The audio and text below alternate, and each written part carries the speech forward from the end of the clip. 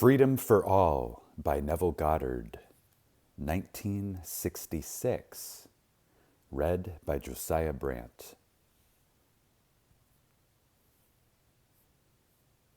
Forward. Public opinion will not long endure a theory which does not work in practice. Today, probably more than ever before, man demands proof of the truth of even his highest ideal. For ultimate satisfaction, man must find a principle which is for him a way of life, a principle which he can experience as true. I believe I have discovered just such a principle in the greatest of all sacred writings, the Bible. Drawn from my own mystical illumination, this book reveals the truth buried within the stories of the Old and New Testaments alike.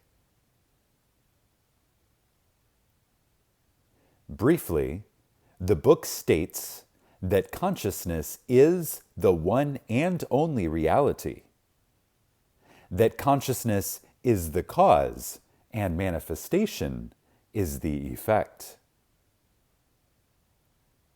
It draws the reader's attention to this fact constantly, that the reader may always keep first things first.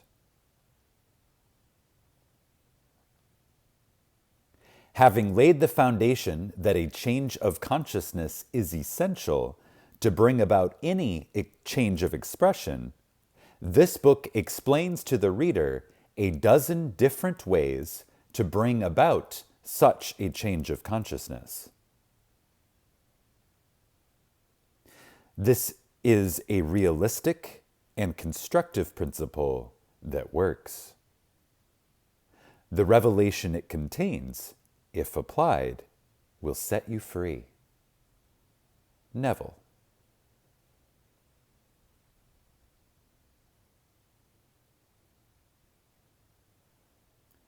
Chapter 1. The Oneness of God. Hear, O Israel, the Lord our God is one Lord. Hear, O Israel. Hear, O man made of the very substance of God. You and God are one and undivided. Man, the world, and all within it are conditioned states of the unconditioned one, God. You are this one. You are God conditioned as man. All that you believe God to be, you are. But you will never know this to be true until you stop claiming it of another and recognize this seeming other to be yourself. God and man, spirit and matter, the formless and the formed, the creator and the creation, the cause and the effect. Your Father and you are one. This one, in whom all conditioned states live and move and have their being, is your I am, your unconditioned consciousness.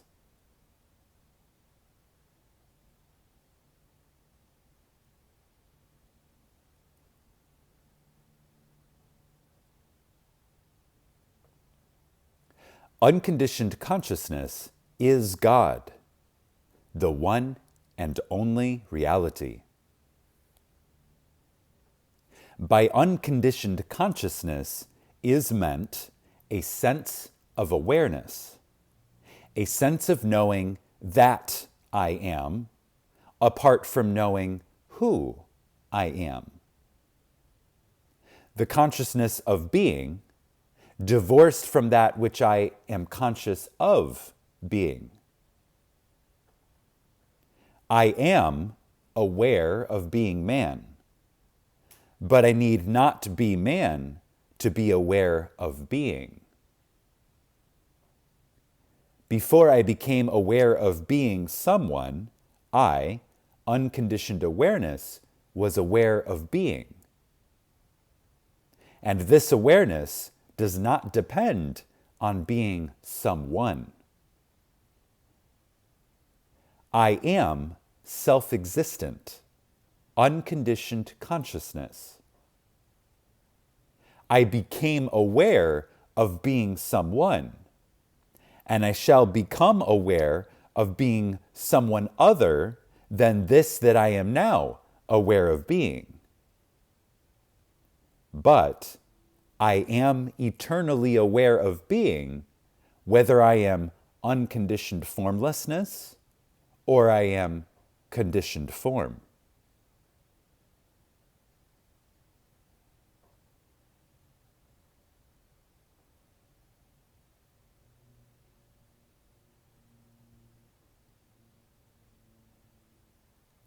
As the conditioned state, I, man, might forget who I am or where I am, but I cannot forget that I am.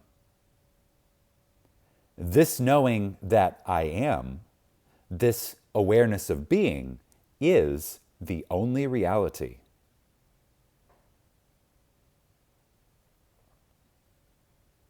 This unconditioned consciousness, the I am, is that knowing reality in whom all conditioned states, conceptions of self, begin and end.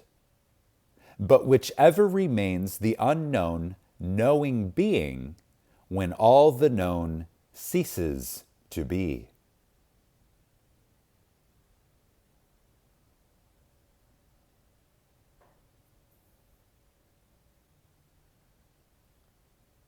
All that I have ever believed myself to be, all that I now believe myself to be, and all that I shall ever believe myself to be, are but attempts to know myself, the unknown, undefined reality.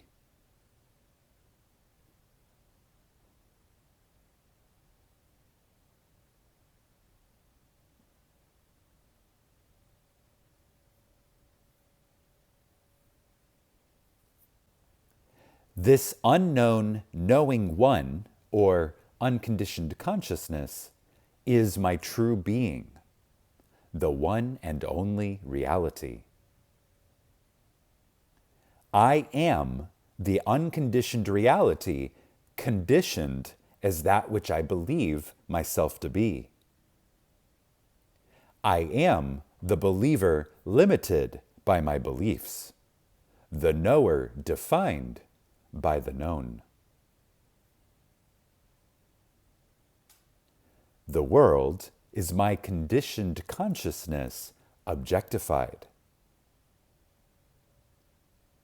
That which I feel and believe to be true of myself is now projected in space as my world.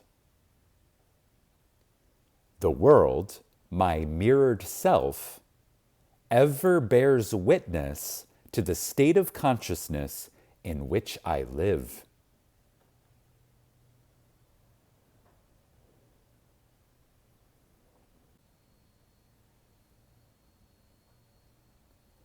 There is no chance or accident responsible for the things that happen to me or the environment in which I find myself. Nor is predestined fate the author of my fortunes or misfortunes. Innocence and guilt are mere words, with no meaning to the law of consciousness, except as they reflect the state of consciousness itself.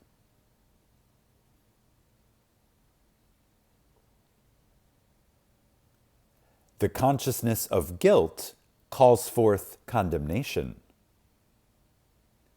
The consciousness of lack produces poverty. Man everlastingly objectifies the state of consciousness in which he abides, but he has somehow or other become confused in the interpretation of the law of cause and effect. He has forgotten that it is the inner state which is the cause of the outer manifestation, as within, so without. And in his forgetfulness, he believes that an outside God has his own peculiar reason for doing things, such reasons being beyond the comprehension of mere man. Or he believes that people are suffering because of past mistakes, which have been forgotten by the conscious mind. Or, again, that blind chance alone plays the part of God.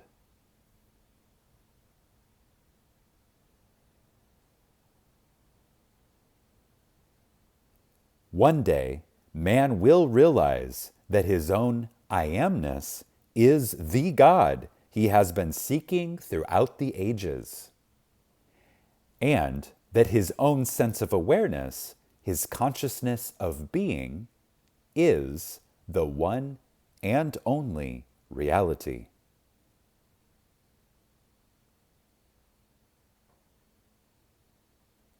The most difficult thing for a man to really grasp is this: that the I-am-ness in himself is God. It is his true being, or father state, the only state he can be sure of. The Son, his conception of himself, is an illusion. He always knows that he is, but that which he is an illusion created by himself, the Father, in an attempt at self-definition.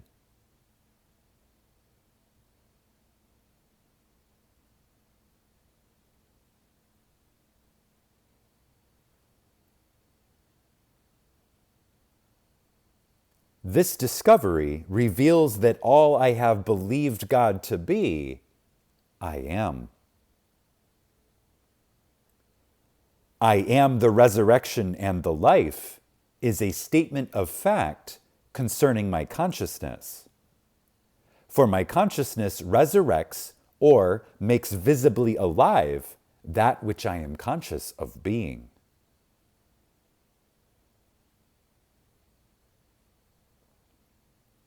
Again, this discovery reveals that all I have believed God to be, I am. I am the resurrection and the life is a statement of fact concerning my consciousness. For my consciousness resurrects or makes visibly alive that which I am conscious of being.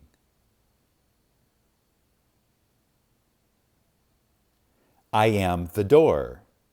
All that ever came before me are thieves and robbers. Shows me that my consciousness is the one and only entrance into the world of expression. That by assuming the consciousness of being or possessing the thing which I desire to be or possess is the only way by which I can become it or possess it.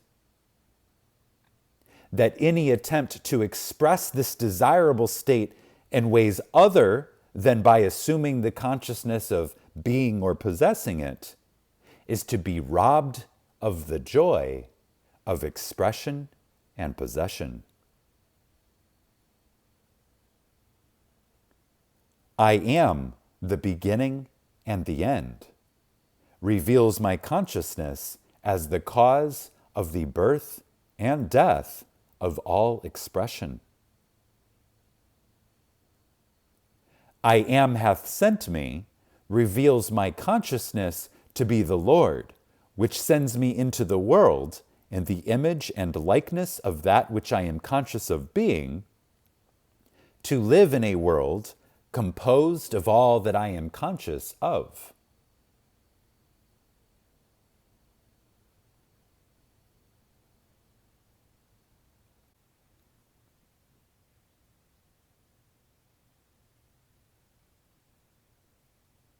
I am the Lord, and there is no God beside me, declares my consciousness to be the one and only Lord, and beside my consciousness there is no God.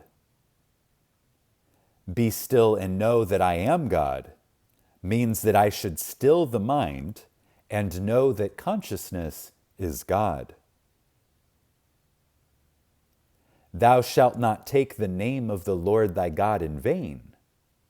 I am the Lord, that is my name. Now that you have discovered your I am, your consciousness to be God, do not claim anything to be true of yourself that you would not claim to be true of God. For in defining yourself, you are defining God. That which you are conscious of being is that which you have named God. God and man are one. You and your Father are one.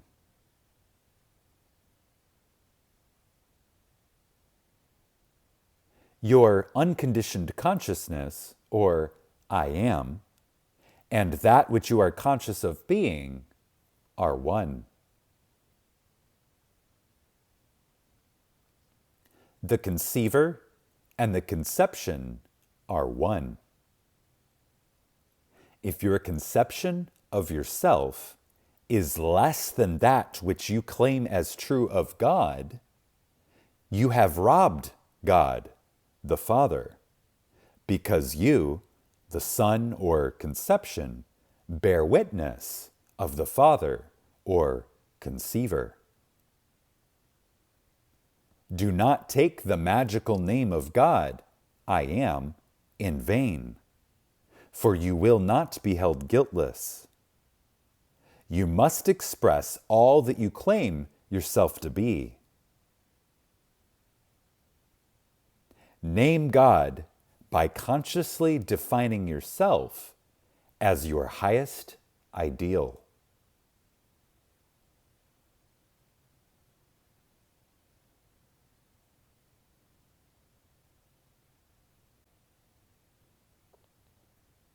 And that ends chapter 1.